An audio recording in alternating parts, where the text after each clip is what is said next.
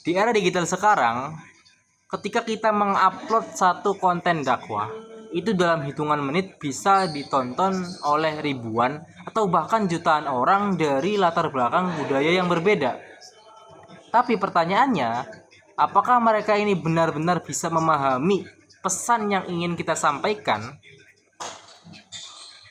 Bayangin aja coba, ketika kita baru mengupload video-video dakwah, itu dalam hitungan menit bisa langsung viral, bisa langsung ditonton dari berbagai orang dari latar belakang budaya yang berbeda, nilai-nilai yang berbeda, bahkan negara yang berbeda. Fenomena ini menunjukkan bahwa dakwah digital bukan sekedar soal menyampaikan pesan, tapi juga soal gimana pesan itu bisa dipahami oleh orang-orang atau audiens yang menonton video-video kita.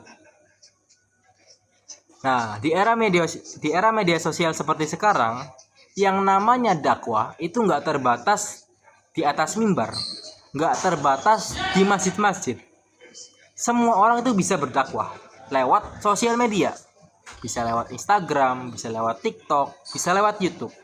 Semuanya itu bisa berdakwah. Tapi yang sering kita lupakan, apakah orang-orang yang nonton video kita ini paham apa yang kita sampaikan? Karena mereka kan datang dari latar belakang budaya yang berbeda.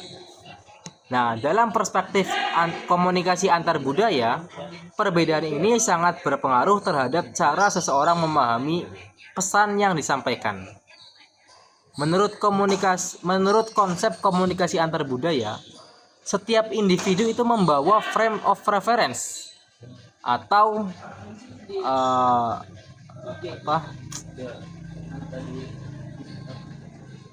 kerangka berpikir yang terbentuk dari budaya mereka sendiri.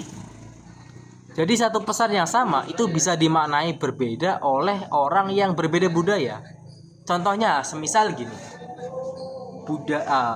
dakwah yang tegas di suatu budaya itu dianggap biasa saja, tapi di budaya yang lain itu bisa dianggap kasar. Nah, menurut saya dakwah digital itu adalah peluang besar, tapi juga di dalamnya ada tanggung jawab yang sangat besar.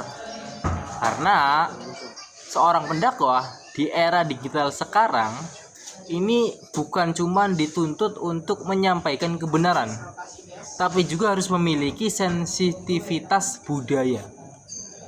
Bagaimana cara mereka berpikir? Ya, artinya si pendakwah ini bisa memahami siapa audiensnya, bagaimana cara mereka berpikir, bagaimana cara menyampaikan pesan agar bisa diterima tanpa menghilangkan esensi dakwah. Nah, solusi yang saya bisa lakukan, yang bisa dilakukan, bukan saya bisa lakukan, yakni sebelum si pendakwah ini mengupload video dakwahnya, itu harus tahu dulu ya, kira-kira siapa yang akan menonton videonya, gimana cara mereka berpikir. Terus juga gunakan bahasa yang lebih universal, pakai bahasa yang lebih umum supaya tidak menyinggung budaya manapun. Karena sejatinya dakwah itu bukan cuma soal menyampaikan pesan, tapi juga membangun pemahaman di tengah keberagaman budaya. Sekian dari saya. Terima kasih udah nonton.